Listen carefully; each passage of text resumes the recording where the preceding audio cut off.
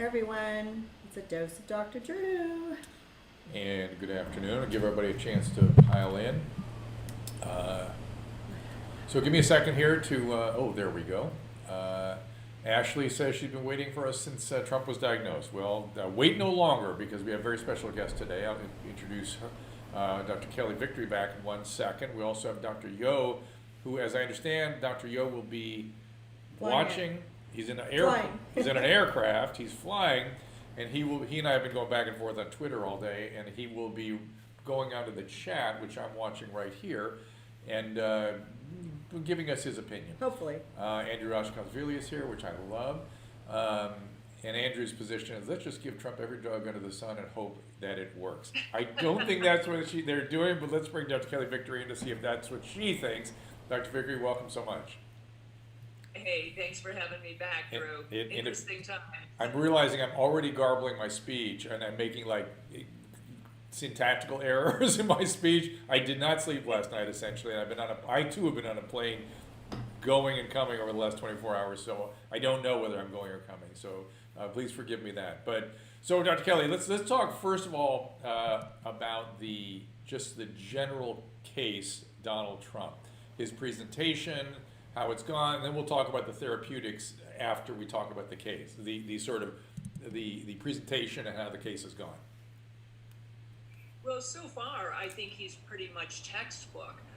Both he and Melania apparently came down with what were relatively mild symptoms early on, and those symptoms, as I understand it, were low-grade fever, some nasal congestion, cough, those sorts of things, and right. Melania also had a headache. Those are absolutely textbook for mild signs and symptoms of COVID-19.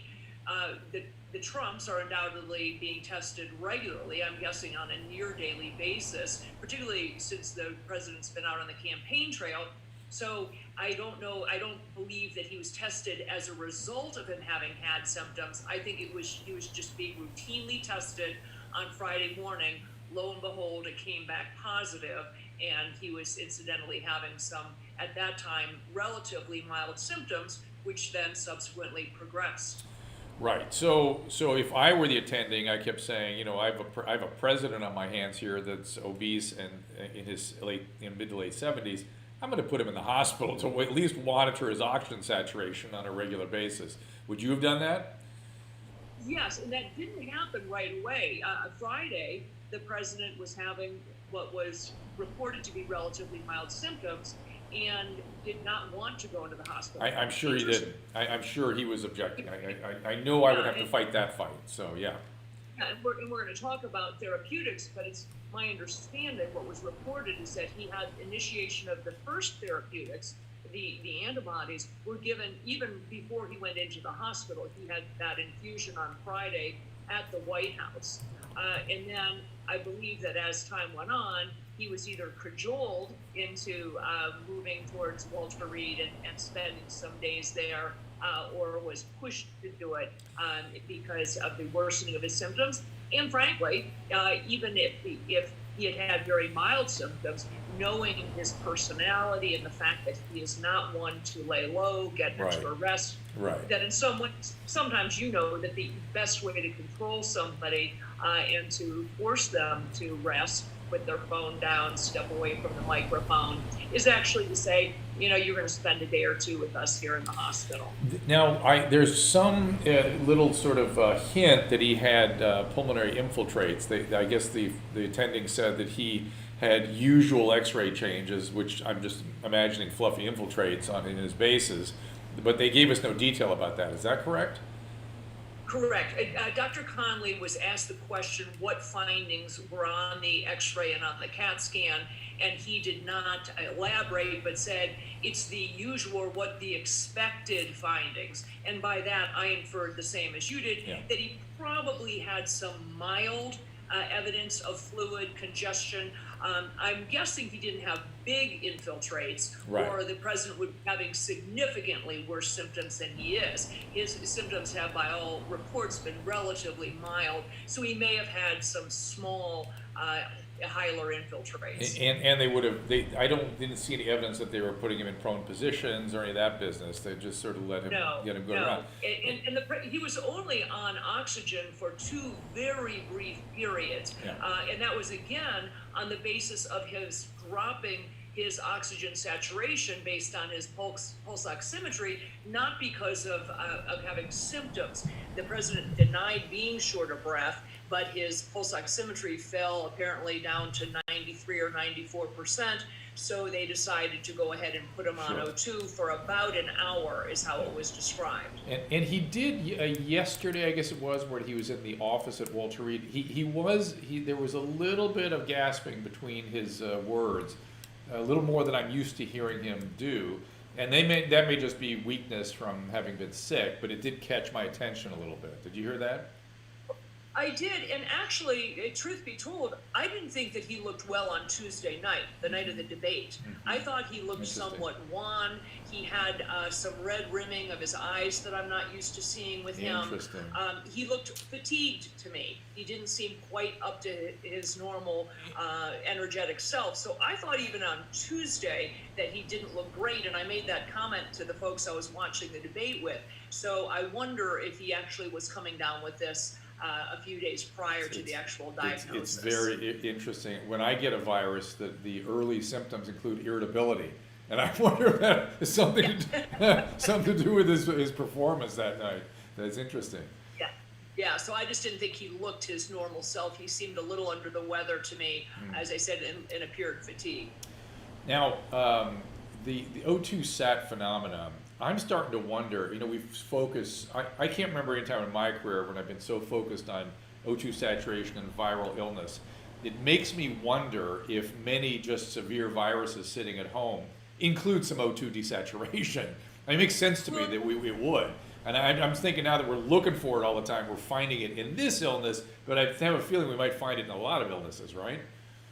Oh, I think absolutely, and Yeah. I made that point earlier today, that most of us don't sit around with an O2 sat monitor on our fingertips. Right. For all you know, you desaturate multiple times for brief periods, transiently, even without a virus on board. Could be. Furthermore, any upper respiratory virus that produces a cough, that you're coughing because of inflammation and phlegm production, all it takes sometimes is for the patient to cough and clear those secretions a little bit, and their saturations pop right back up. Right. So it wouldn't be unusual at all, even with a bad cold, frankly, Drew, for somebody to have transient dips in their oxygenation. Now I'm not talking about dips into the 80s, but dips where the president was at 93%. Yeah, but I just think the press is now focused on O2 sats, and I'm thinking, oh, here we go, another crazy, spin in the press. Again, it's things without context because they have no idea. None of us sit here at 100%. Let me be very clear to anybody watching this. You don't sit for the most part at 100% at any one time. My saturation right now, it might be anywhere between 95, 96, 97%, and that's where I live. If I had nasal congestion or chest congestion and needed to cough, maybe it would drop down to 92, 93%. And as long as I'm asymptomatic, certainly no one would even know. Although, certainly not me. Intriguingly, Donna points out in our chat that the new Apple Watch has an O2 sat monitor, and we may learn more. We may see a lot more about this as that information gets sent into the cloud. That's the first thing, by the way, that's the first thing on an Apple Watch. I thought, oh, that's cool, that's interesting. If they could give a glucose monitor too, now we got something interesting here. That would be helpful. Yeah. So let's talk about, so overall, would it be, am I seeing it the way you see it as sort of characterizing his case as mild to moderate, viral illness, flu syndrome with maybe some mild inflammatory component, but no true cytokine activation? Is that about what you're saying? Yes, and I think that they were extraordinarily aggressive in the way they started implementing therapeutics, so we don't know if he ever would have gotten into some of those early inflammatory changes or not, because out of, to overuse the phrase, an abundance of caution, they did initiate not only transferring him to Walter Reed relatively early, but also initiating the different therapeutics that they put him on. But yes, I understand that it was changed from a low-grade fever to them saying that he had a high fever, which is the first time I heard that was in today's conference from Dr. Conley. Interesting. Said that on Friday, the president had a high fever. I don't know how they define that, but I'm guessing he might mean something in the range of 101 or something in that range, which would be certainly concerning. Yeah. And he is not, incidentally, according to if you believe what they're reporting, and I do, he has not run a fever since Friday morning. He's been afebrile. So yeah, this abundance of caution, I would sort of reframe that as they were appropriately aggressive, I thought. And the Regeneron cocktail was the first thing, and I thought, oh, this is good. This is not only is it good because the data on that looks great. I understand it's not fully available yet, but if he responds, that might push this through. Do you agree with that? Yes, and to be clear, the Regeneron you're talking about, the cocktail of monoclonal antibodies, is very similar in terms of the impact of it to taking convalescent plasma, where you are infusing the patient with a large amount of antibodies to this virus in hopes that you will produce the ability for the patient to fight the virus off. The difference with the Regeneron cocktail is that these antibodies did not come from an individual patient who has recovered. They were essentially manufactured. They have been cloned. And so we have the ability to clone millions of the appropriate antibodies. So he took that infusion, and that's given IV, and he did that apparently on Friday, proceeding to his ever needing to go or being transferred over to Walter Reed. Yeah, that to me was a very interesting thing to see them do. And they did certain things, they didn't do other things. So let's talk about some of that stuff. So yeah, again, for those of you, what Dr. Kelly's saying is, of course, the plasma, the convalescent plasma, also what a vaccine does. A vaccine creates a bunch of antibodies. It's a little more complicated what a vaccine does, but its end game is to target those spike proteins so they can neutralize the virus and prevent it from replicating. Now let's go through all the sort of Math Plus protocol he was on. This is a Virginia protocol that was sort of formalized at a medical school in Virginia that included, we're just going to go supplement by supplement, ascorbic acid, vitamin C, first of all. Are you a fan? I am. I'm a fan of vitamin C during all cold and flu season, though, to be clear. This having nothing to do with COVID, I think that people do well to supplement a number of the things that the president is on now in every cold and flu season, because they do, particularly when used together, really help to keep your immune system sort of really at the ready. And we know that when we get into the winter and fall, people are more prone to catching a number of different viruses, and we're just about to head on into influenza season. So absolutely, I think taking extra vitamin C, as well as some of the others you're going to talk about. So this is not a Linus Pauling sort of description of vitamin C. This is some observations that vitamin C helps the maturation of T cells, which is the cellular immunity that sort of goes after the virus first. Thiamine, which was a new one for me, I had to look that up. Thiamine, I guess, affects the T helper 17 cells, the whole IL-17 system. So it's sort of anti-inflammatory. Am I getting that right? Correct, and all the B vitamins actually have anti-inflammatory properties and are worth, in my view, supplementing, because they also are anti-stress. And when I mean that, I don't mean psychological stress. They help to, anytime the body is under significant stress, needs to mount an immune reaction, if you're not getting adequate sleep, if you're not getting adequate nutrition otherwise, if you're not getting adequate exercise, if you're burning the candle at both ends, it's good to be taking additional B vitamins, and thiamines at the top of that list. And then vitamin D is something that I'm sure Dr. Victory is always chanting about, as am I, because it's associated with reduced cancer risk, reduced metastatic risk, improved immune response, and there's been a bunch of observations that low vitamin D is associated with getting COVID and having a bad time of COVID.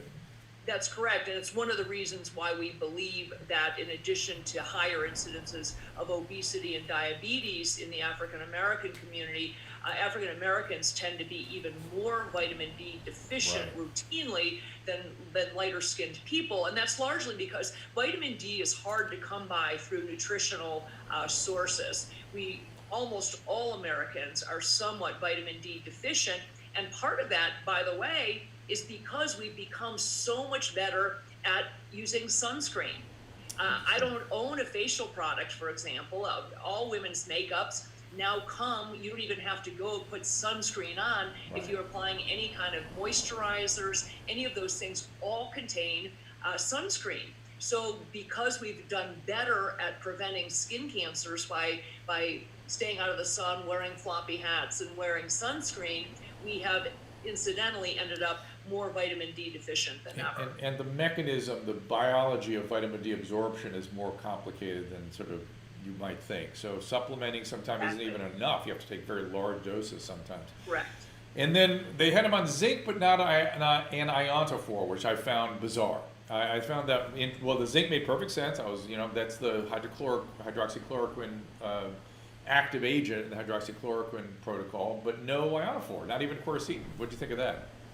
Well, I thought it was interesting. He's not on hydroxychloroquine currently. Yeah. And I believe, because we know that the president is a fan of hydroxychloroquine, and he had taken it earlier, presumably at a prophylactic dose, not a treatment dose, which is easy to do with hydroxychloroquine because it has such a long half-life. It sticks around for 22 days. So you can take one pill every 2 or 3 weeks and be prophylaxed. I believe that the reason he's not on hydroxychloroquine, if you read through the lines, is because they wanted to give him the remdesivir. And Gilead, the producer, the manufacturer of remdesivir, is very clear that you are not to take hydroxychloroquine with it. Oh, I did not know that. Yes, Tell me more about that. Is it a metabolism issue or a renal issue? No, I don't. It is hard to find. I actually learned this from going to Gilead's site. I believe, Dr. Drew, that the reason they do that is because they don't want to confound issues of complications. Got it. Remdesivir also has potential cardiac complications. People have had some episodes of low blood pressure. So my guess is that the reason they're saying if you're taking remdesivir, you are not to take hydroxychloroquine is simply so they don't confound bad side effects and not know which one to attribute it to. But as a result of the fact that he's on the remdesivir, I have to come to the conclusion that he is not on hydroxychloroquine. Although they haven't said it in they sent a letter out that they gave through Kayleigh McEnany, where they described they listed everything he's on. That's kind of where I learned what he's on and what I'm walking through. I thought for sure they were going to use remdesivir too. I thought as soon as if he doesn't turn around with the Regeneron, they're going to use remdesivir, and lo and behold, they did. So that was, and I thought that was right. I thought that was right. Timing was right. I thought they did it right. I thought it was just spot on. And then they added Pepcid, which is just an observational thing that people have seemed to do better in the hospital with Pepcid.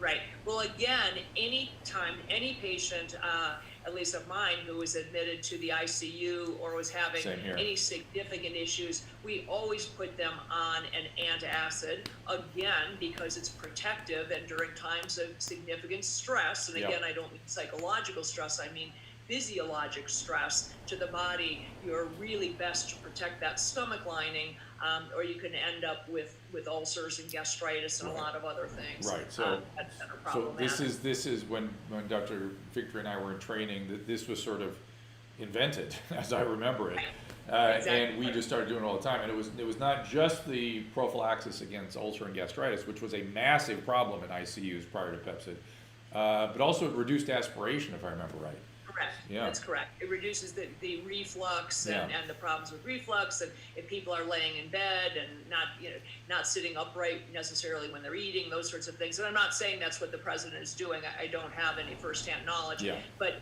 giving someone Pepcid when they're hospitalized is always good practice. And I think that's pretty much everything he was on, except for now the new treatment as of today or yesterday that again has the press spinning. That I personally was delighted, and I thought they were going to do this. I feel like corticosteroids are coming on for physicians that are being aggressive, like his team is.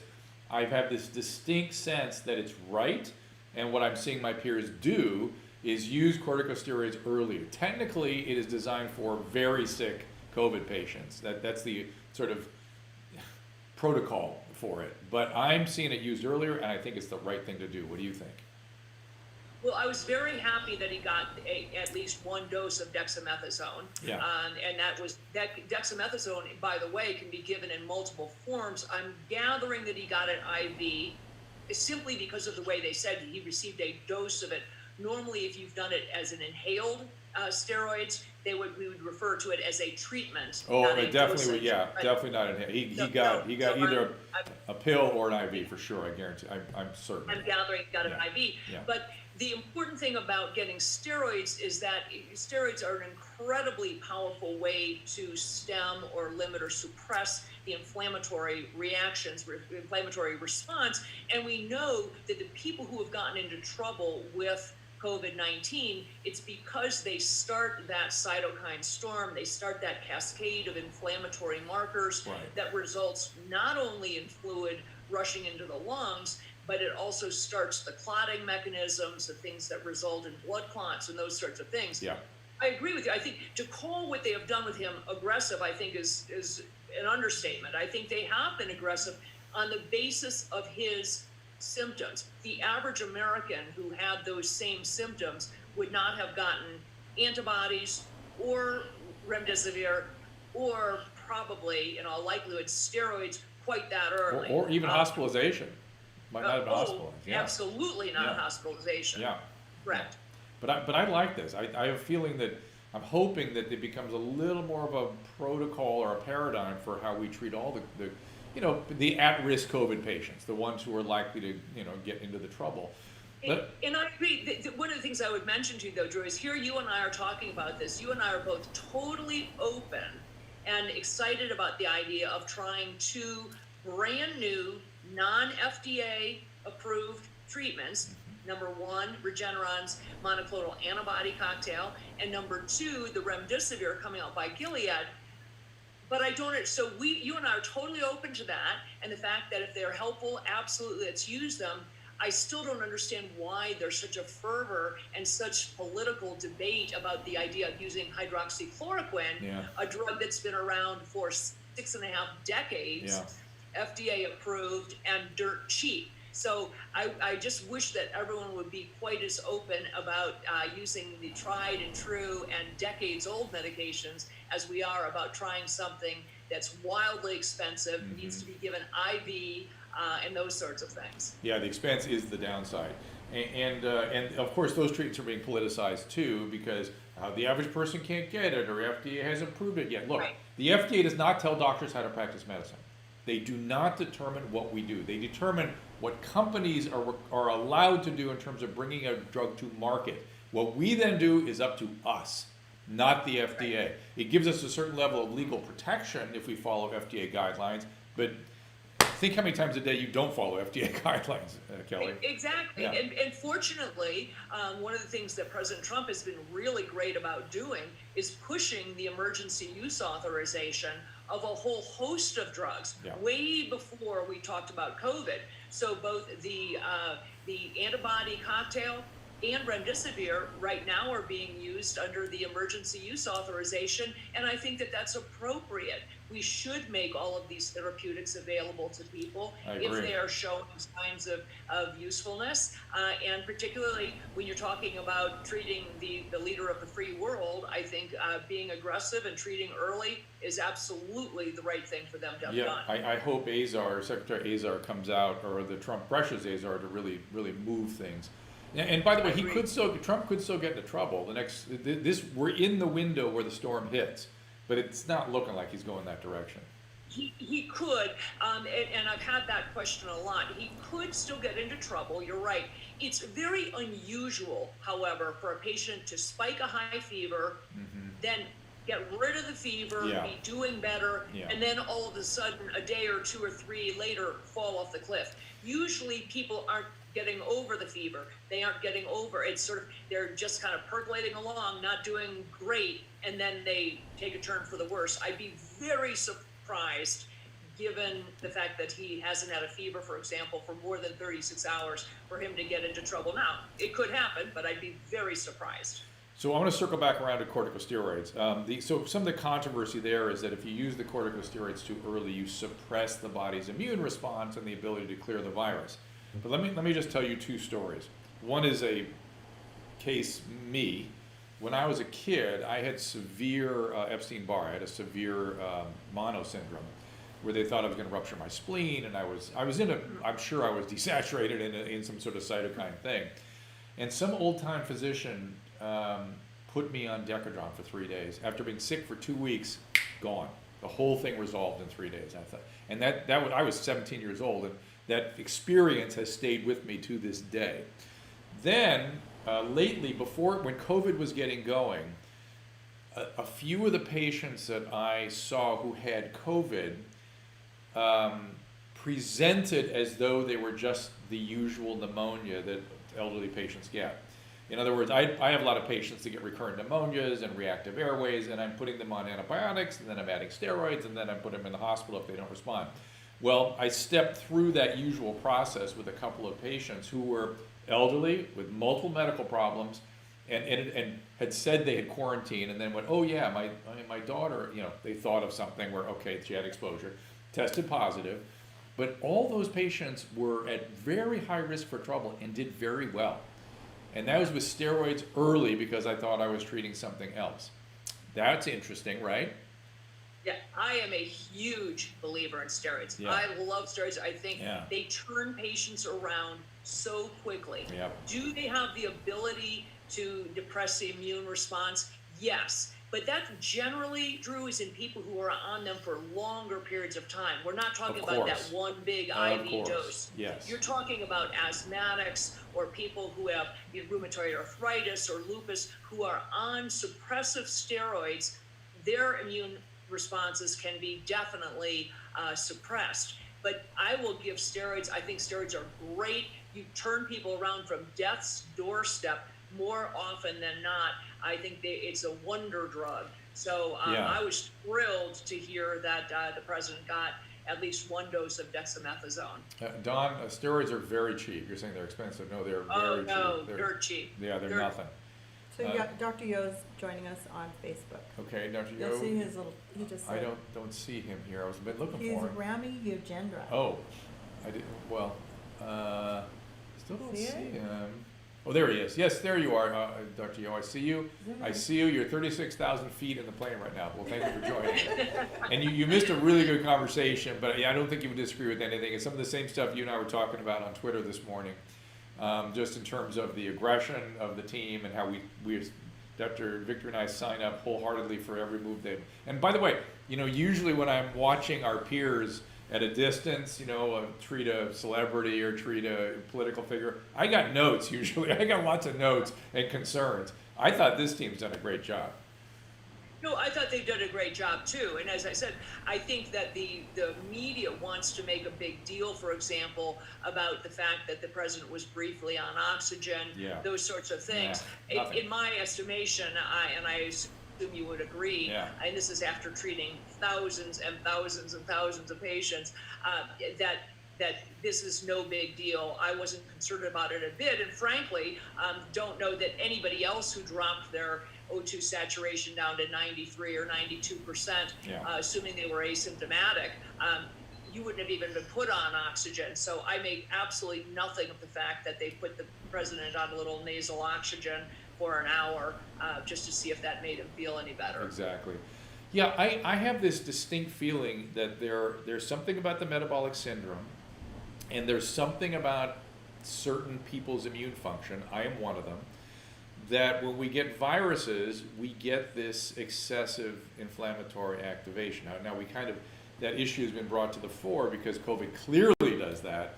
But I look forward to the day where we can sort of do a genetic analysis and say, oh, this is one of those people. Like Susan, who's behind the camera, she walks through viruses like nothing, and I am destroyed where I can't lift my head up every time.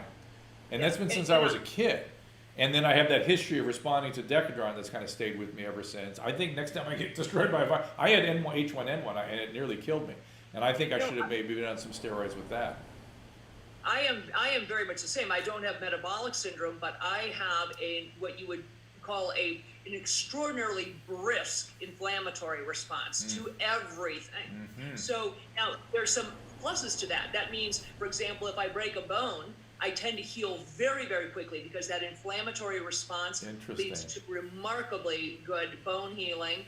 Bones fuse very quickly, skin heals very quickly, so that inflammatory response can be great. But I am like you, I get knocked on my back if I get a bad virus, such as a bronchitis, something like that will take me way longer, and I will stick around with the post-viral inflammatory cough for a long period of time. I have frequently treated myself with steroids following a bad bronchitis because I just can't, for example, get rid of the cough, and it's no longer infectious. It's simply the inflammation that just won't come down. And again, back in the day when we were in training, we used to use a lot of inhaled corticosteroids. Now that may be what suppresses immunity, and the systemic steroids may be more to the point of getting the airways back up.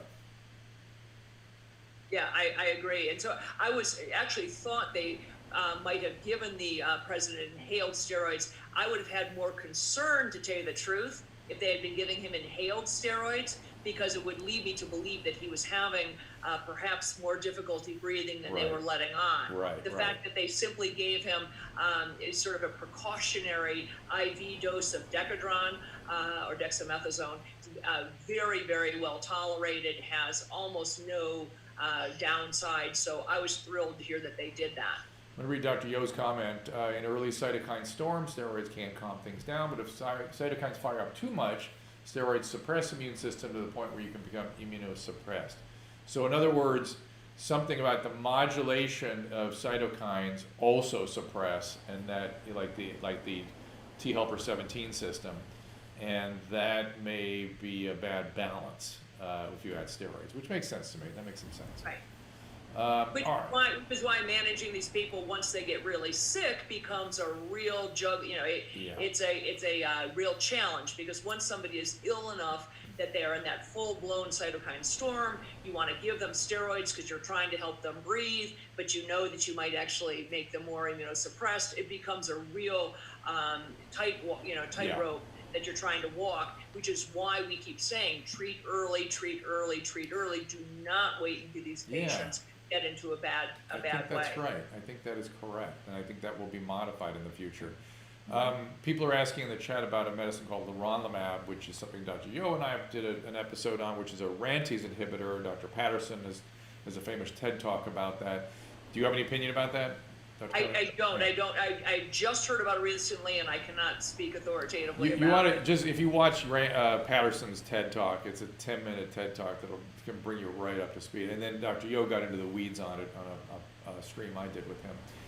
And both he and I are convinced that it has saved a couple people's lives who had including a colleague of his, a friend of his.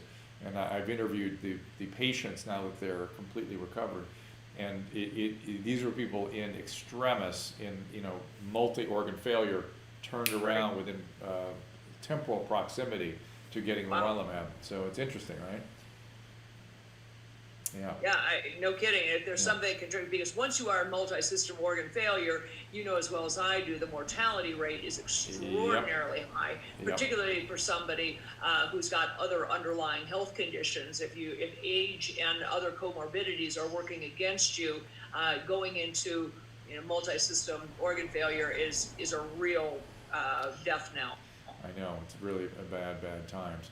Okay, now let's take sort of a different tact for a second and talk about, do we think, I'm just curious about this, and let's avoid it being political and just sort of talk about it from public health messaging standpoint.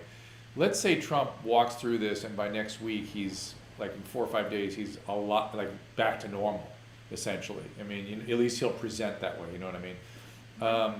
Will that change how people think about the virus? Will it add any, I'm just trying to think about it, whether that's going to change the outlook and some of the extreme aggressiveness, or will it cause us to go, hey, look, even a guy at risk does quite well. Maybe we should really focus on quarantining risk populations and not be so busy with the entire population. I don't know. I don't have an opinion about it. What do you think? Well, what I would say is, first of all, if President Trump walks out of this unscathed, I would say, great, he fits 95%. We know that mortality, even for people between the ages of, say, 70 and 75 or 70 and 78, mortality rate is somewhere around 4 or 5%. Let's be generous. Let's say it's 10%, just for the sake of it, so we don't get any arguments about it. Yeah. So say it's 10%. Yeah. Well, then he absolutely statistically did exactly what we would have expected. That's right. He had a 90% plus chance of doing just fine, and he did that. So we have to keep reminding people that the vast majority of people, even people who have comorbidities and age working against them, are still going to do just fine. Yeah. So statistically, he's doing exactly what we would expect. And especially with all the new therapeutics. And I bet he sort of emphasizes that. Absolutely. Yeah. Particularly given how quickly they acted, how aggressive they were, the number of therapeutics that he's had, and the fact that, other than the fact that he's overweight and 74 years old, he's otherwise, by all estimations, a relatively healthy, robust man who stays, active and seems to do pretty well in general. So I would say that, he did exactly what we would expect him to do. Now, will it change public opinion? I think the people who are big believers in social distancing, mask wearing, those sorts of things are going to double down and say, see, if you had, tisk tisk, if you had done these things, you would never have gotten it. And they fail to look at the large number of people who have taken those precautions. We've had a number of governors, for example, and senators and other congresspeople who have come down with the virus even when they were mask and social distancing and hand washing zealots. Yeah. Likewise, we have lots of people who never touch a mask, refuse to social distance, don't believe in any of that, who have not gotten ill. So I think what you will see is people will retreat and retrench into the same camps from whence they came. Yeah. And you will see that played out at least in full force until the time of the election. Yep, I'm afraid so. We just can't. I read a great article on all these cognitive distortions and biasing, and I read it and I thought, oh, this guy's got good solutions that nobody will do. Dr. Yo's back in there saying drugs like leronlimab and RLF are therapy, if everything fails, and heaven forbid the president needs to be intubated. Yeah, no, I don't think that's going to happen. Not, at least the way things are looking now. I don't think so either. Yeah, I don't think so. But it is interesting to think how this is going to affect the perception of COVID. As it pertains to 90%, I mean, we are in a world of big numbers with COVID, right? And so 90%, if you're talking about one person, let's think about this. Like I have prostate cancer, I had a prostatectomy. After that prostatectomy, my prognosis was 90% cure. In my physician head, that is synonymous with cure. If I use a word like 90% or 95%, I'm telling somebody they're going to be fine. And it's somehow with this illness, because the numbers are so big, we have completely lost track of that. Exactly, and I think that people wildly overestimate their own risk from this particular virus and the risk that something bad is going to happen to them. And I think that's truly, if you look from a 100,000 foot level at the biggest tragedy of this particular pandemic, it's been that people have just been immersed in fear. Yeah. There's so much disinformation, and people, as you rightly point out, lose perspective on what their actual risk is. Yeah. If you compare your risk of contracting and having a bad outcome from COVID compared to your risk of getting into a motor vehicle to drive to the grocery store tomorrow, your risk from any time you get in a car far surpasses what your risk is from COVID. Especially, and again, I'm not saying the virus isn't real. The virus is real. It's simply that people are overestimating their personal risk from it. Yeah, especially with kids. I've noticed that last couple of weeks where I was thinking, the risk of serious illness from COVID for under age 12 is like orders of magnitude less than dying walking to school or driving to school. Right. I ran into some people hiking last weekend, and miles and miles from anywhere, 30 miles. I already live in the middle of nowhere, and I was 30 miles from nowhere. hiking on a trail, on a wilderness trail with my dogs, and ran into two people with a young child in a papoose, all wearing masks. Of course. And the woman said, signaling. she said, you should be wearing a mask. I said, well, you should be wearing a helmet because you might get hit by a meteor. Oh, that's really funny. Oh my God. There's just the people, and I know that they believe they're doing the right thing, and I feel badly because we have not helped people or have not been successful, or perhaps in helping people to keep perspective and say your risk of getting, whether it's a car, on an airplane, going to a residential swimming pool, all the things that we do all the time that we recognize have some degree of risk, but that honestly, your risk from COVID-19 for the average person is really extraordinarily low. Yeah, I wish they would at least separate out the nursing home cases versus the general population. Sure. Yeah. Absolutely. Absolutely. Dr. Yo, want to get in here? Let me read all his stuff. So when it comes to monoclonal antibodies, many different mechanisms of action, but most are very safe, which is what I love about them. And this is definitely going to put monoclonal antibodies on the map. Regeneron mechanism of action is viral phase, whereas leronlimab is monoclonal antibody on the cytokine storm. Yes, and yes. You know what? That's funny. When I think about monoclonal antibody, I think about antiviral effect. You're right; it has a cytokine effect as well that we can target things. And of course, that's true. And then I want to thank a bunch. We had a lot of great comments on here. Let me see if I can.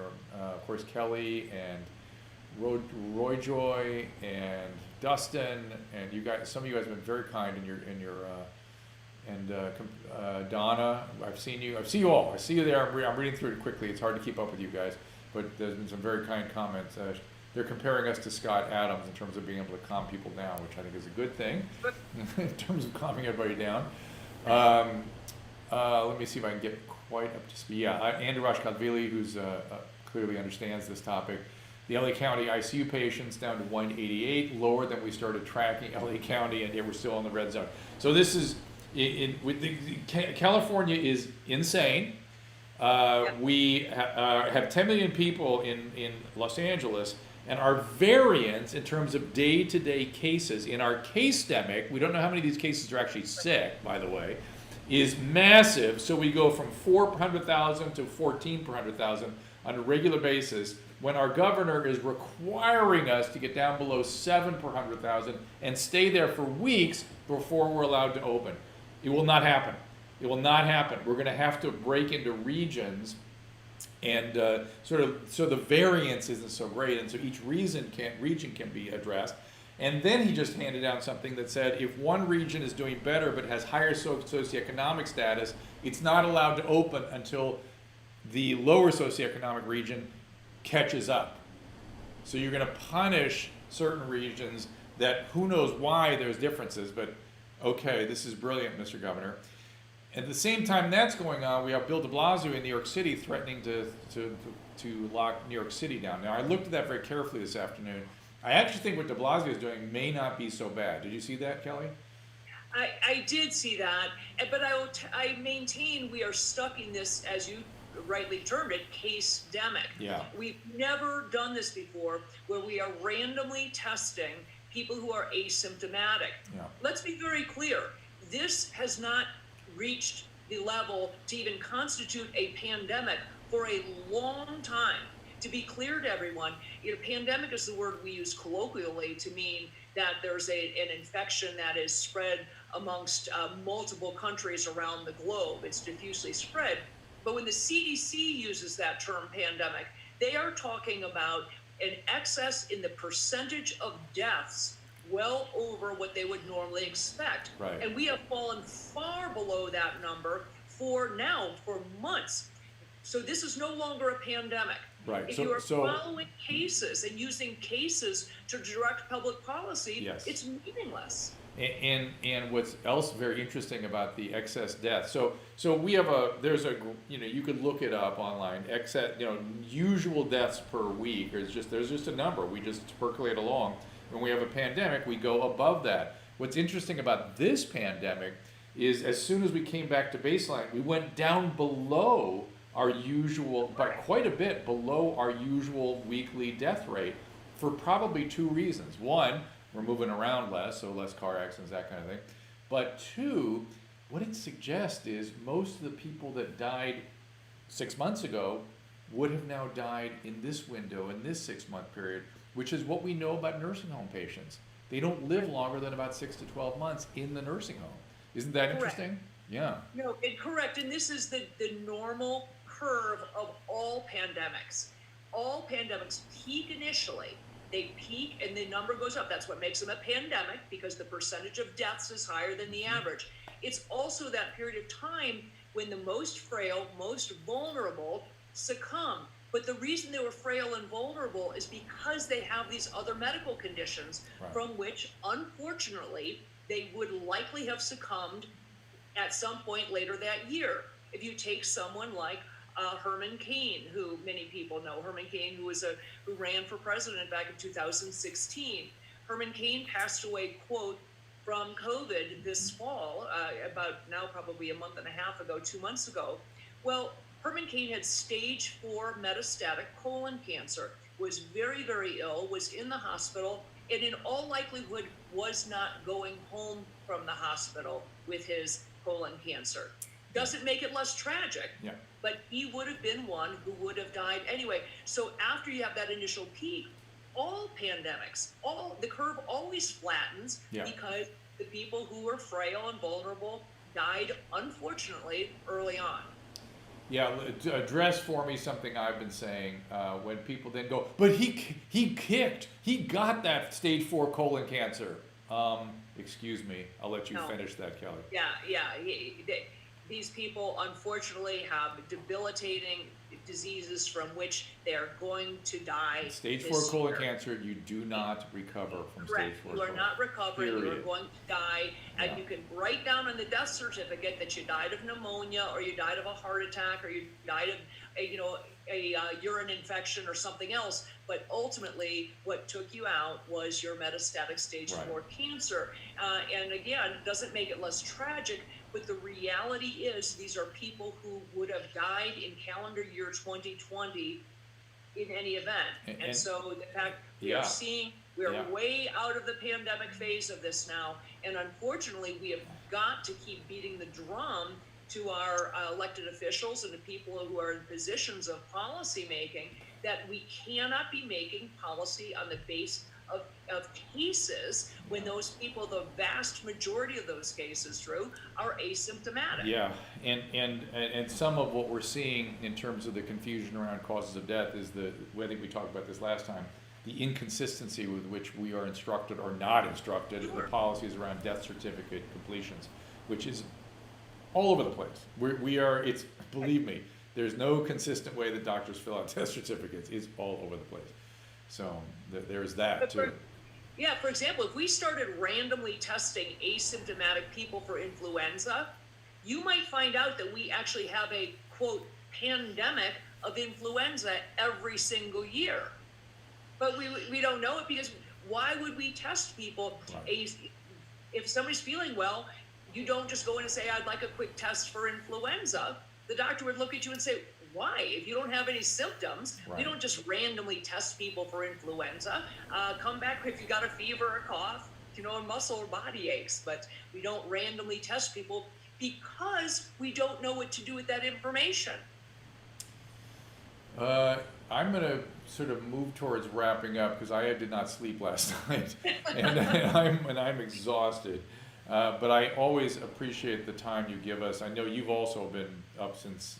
It's been the 24/7 news since the diagnosis. Is there anything I didn't bring up that you're getting a lot of questioning about out there in the media world? Well, the one question I've gotten quite a bit is now that President Trump has had COVID and is assuming he recovers, is he now immune to it? Mm-hmm. And that's a really interesting question because we do not know at this point how long the antibodies from COVID-19 stick around. It's reasonable to assume that he would be immune and would not succumb to it again in the next, say, 4 to 6 months, but we don't know yet how long the antibodies naturally generated to COVID-19 last. That said, and that's the same reason we don't know why or how well a vaccine will work. Right. Because a vaccine does the same thing. It causes you to form antibodies, but we don't know, are those antibodies going to stick around for a year? Will you need to get a new COVID-19 vaccine in a year? Will they last 3 years? Will they last 3 months? Yeah. We just don't know.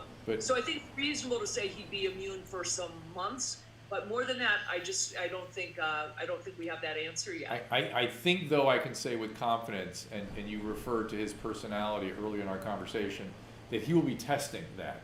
That, in other words, he will throw caution to the wind, and he will be the case that goes out and to see if he gets it again. I think that's what's going to happen. So that'll be interesting. That will be very interesting. Felicia asked, what about T cells? I'm going to do some upcoming scientific discussions about T cells, hopefully. There was a study that came out a couple days ago, again showed that their previous exposure to coronavirus not only has a T cell population, a cellular immunity ready to go that could fight coronavirus, the SARS coronavirus, also there's a B cell clone also that is ready to go. So it's looking like there's increasing data all the time that previous coronavirus cold exposure, coryza, a respiratory infection, may give a certain amount of immunity to SARS coronavirus too. Are you in that camp too, Dr. Victory? Yes, yeah. I am in that camp. Yeah. I think another interesting question that we want to look at, Drew, is that because the president got the monoclonal antibody cocktail, when you receive an infusion of antibodies, meaning your body didn't create them, you borrowed them from somebody else, in this case, from a lab where they were created, whether or not you, the host, goes on to create any antibodies of his or her own. Oh, that's interesting. I'd not thought about that. Because President Trump may not, his own immune and antibody response has been, while I'm a fan of giving people antibodies, you have to remember that stops them from producing their own because they didn't need to. And therefore, it's possible, and those don't stick around. They are not native. They don't then go and inhabit your bone marrow and your spleen and stick around, so that if you become exposed to COVID-19 again, somebody who actually had it, the disease, formed their own antibodies, those antibodies stick around and run to the scene again to fight that virus off. But if you just borrowed them, you borrowed the army from somebody else, they go away. And so the underlying immunity simply isn't there. And that's one of the downsides of receiving either convalescent plasma or the monoclonal antibody cocktail. Yeah, that is a great point, one I had not thought of. And if I put myself in the head of his doctors, which I think I have a pretty good communion with, they will probably give him the vaccine. That's what's going to happen. I would precisely, do that. because he is likely not to have formed any native. I mean, I can't say in the first 24 hours before he got it if he formed some antibodies, but the problem with getting convalescent plasma or any antibodies from somebody else is that it does stall or stop or interrupt your own body's development of antibodies, because, as I said, it's perceived as, oh, why should I make antibodies? I just got an influx of, millions of them. Yep. Now, one last thing I want to bring up is a study out of India that I think everyone's heard about, and I just want to review it very, very, very quickly. Again, it's India. We don't know about the environments in which this is all studied, so it's different than here. But in India, two things came out of a huge study. One was that children are efficient transmitters of COVID, something we did not know before, or case of virus, not necessarily illness, but virus. We were not sure of that before, but this study looked pretty much like they were showing that. And they were showing that the super spreader events are not really about the individual with the virus, but the environment of exposure. So if you're in a contained environment where aerosols can spread, if you are in proximity, close, if you're there for a long period of time, you're going to get this. It's not about the person spewing more virus, it's about you being around them more and getting more exposure. Did you see that study? I did, and I think that the second point that you made is really the important one, because people have this idea when they hear that phrase, super spreader, it's as if you have somebody who's got really a ton of the virus, or really bad, nasty virus, or somehow, spews it, and that. Well, again, we actually we thought that at first, right? We wondered if that was something, and we couldn't tell yet. Now we kind of know, right? yes, although it had been looked at before, and people said, well, the virus looks the same under Yeah, the, yeah. you know, the microscope, Yeah, it looks yeah. the same in the petri dish. So I do believe it's largely related to the environment, higher humidity environment, less airflow, those sorts of things, the close proximity of people, something about the, you know, the ambient temperature that just is just right for that virus to actually end up spreading amongst people. Well, Dr. Kelly Victory, as always, thank you, and I hope they don't bother you too much. I enjoy our conversation so much, and I do think that Me too. it was kind of a high. I thought today when people were saying we were calming them down, that to me is the goal here, is to try to give information that you can use that is dispassionate and is, you know, based on our experience and judgment, that helps you contextualize all the craziness you're hearing in the press. And you should be able to do that if you're getting good information. It should make you calm down.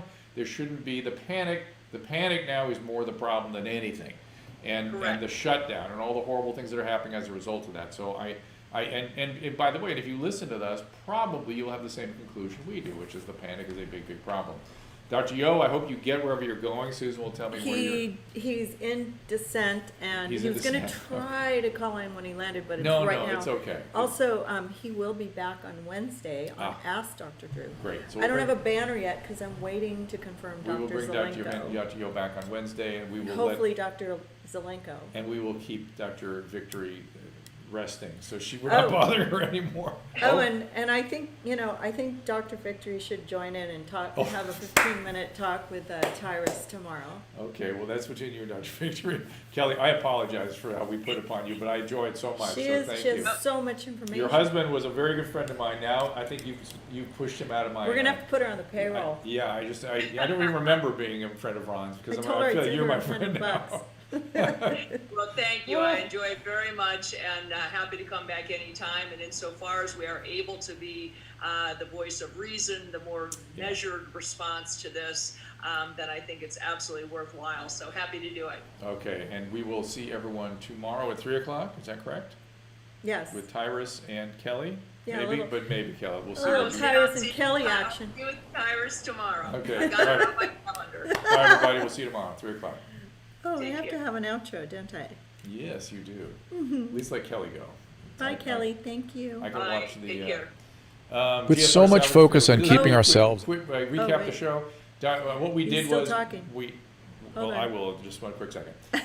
What we did was we went through all the therapeutics that President Trump was on, and we talked about our own feelings about the treatment he was getting, and we thought they were doing an excellent job. We expect him to get better, though the next 2 days will tell for sure.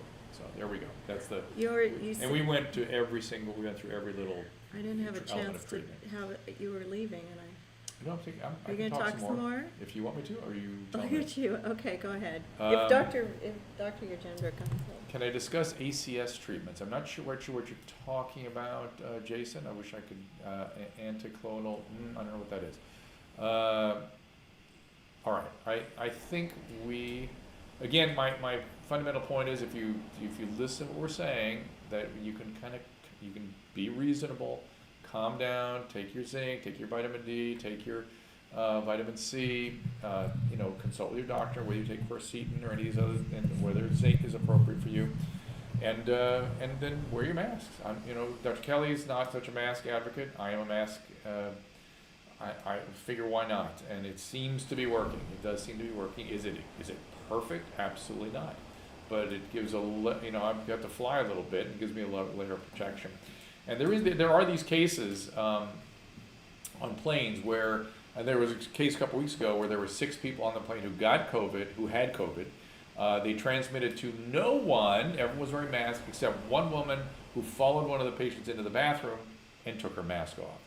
That's enough for me to wear a mask very carefully. So, okay, Susan, that will do it. You were on a plane today. I was on a plane today, and I did not eat or drink because I kept my mask on. Because that's the other failure of planes is they feed you and give you.